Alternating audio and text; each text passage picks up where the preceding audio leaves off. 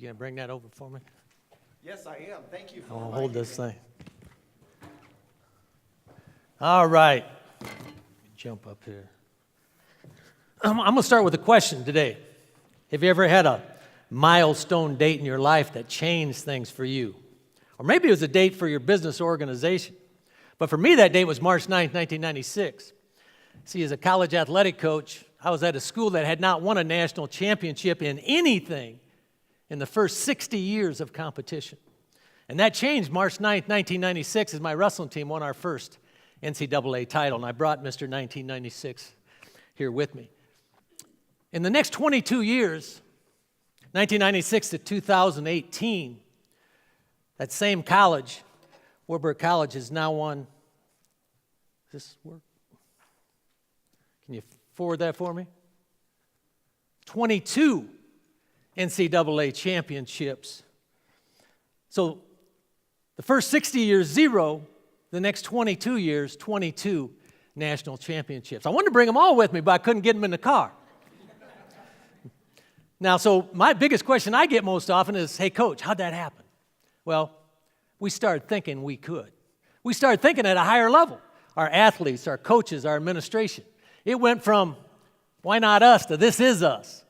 Best teams in America. So how you think has so much to do with how you perform and what you attain in almost any aspect of our lives. And how you think has a lot to do with all of our success journeys as we go.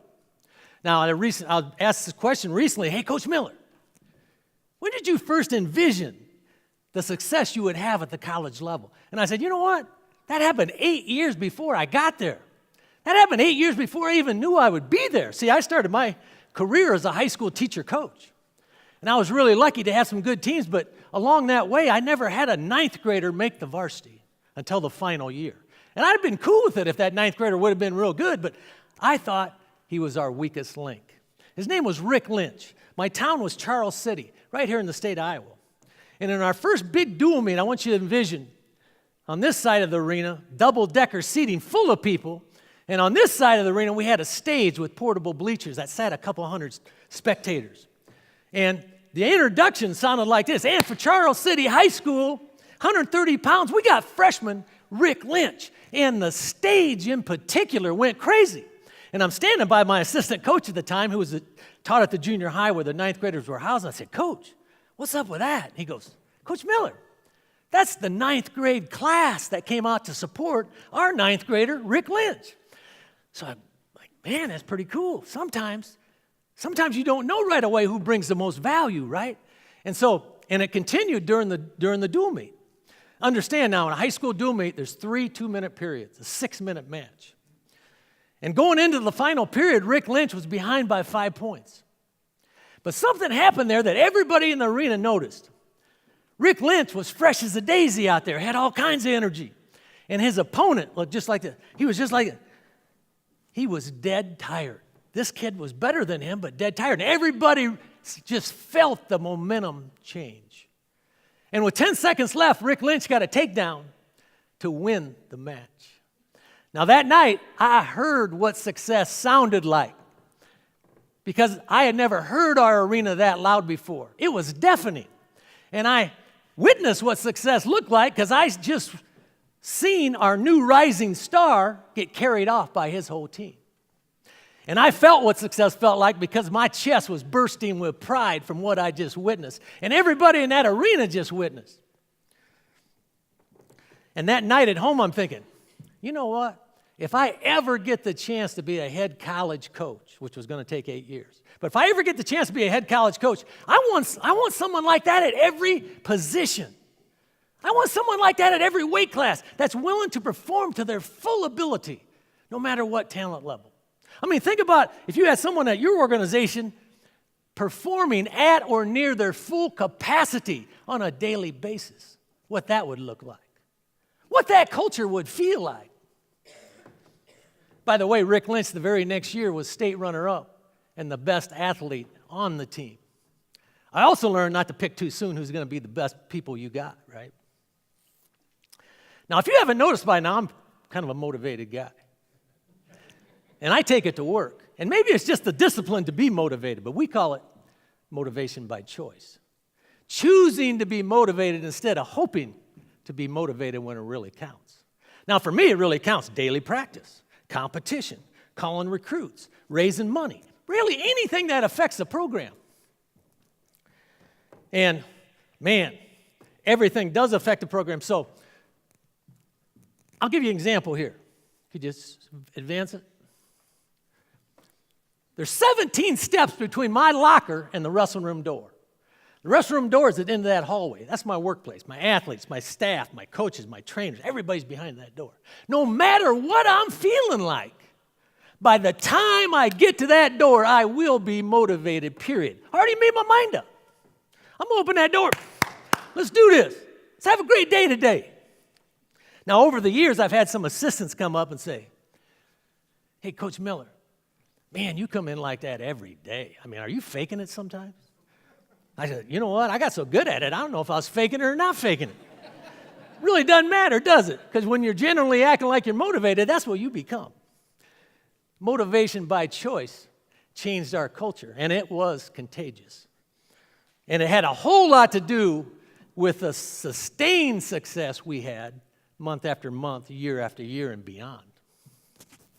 Now, I'm going to close by telling you a story about my most inspirational young man I coached in 37 years. And I'm going to tell you something. I was real lucky because it happened right at the beginning of my career. I was 24 years old. I was the youngest head coach in my sport at the time. And, man, I got the job. I was fired up, man. I called the former coach. He said, Coach, I got the job. Who's the key kids? Who's the state qualifiers? Who's the captains? I wanted to talk to them the first day of school. He said, Coach, I tell you what I'll do. I'll leave you a note in your mailbox first day of teacher in service. You can have that info. I said, okay, and that's exactly what happened.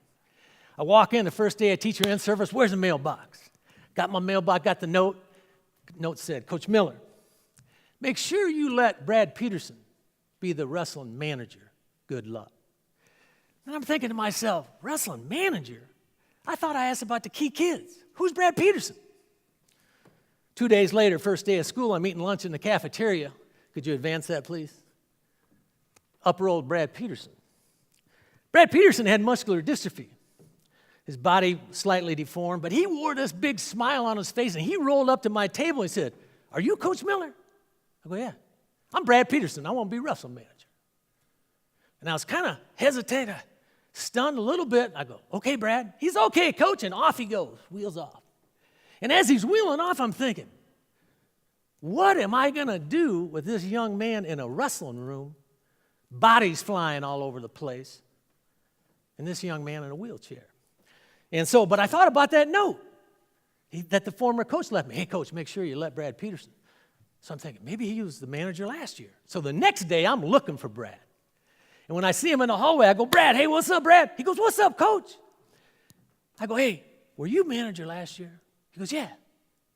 I go, what'd you do? And he looked at me and smiled and said, Coach, I ran practice. I blew the whistle. And then we're both smiling. So I said, we got this. We got this. And I'm going to tell you something. Brad Peterson took great pride in blowing our whistle. And sometimes he even would wheel out of practice totally exhausted from blowing the whistle. And about a month later, we had our first big dual meet.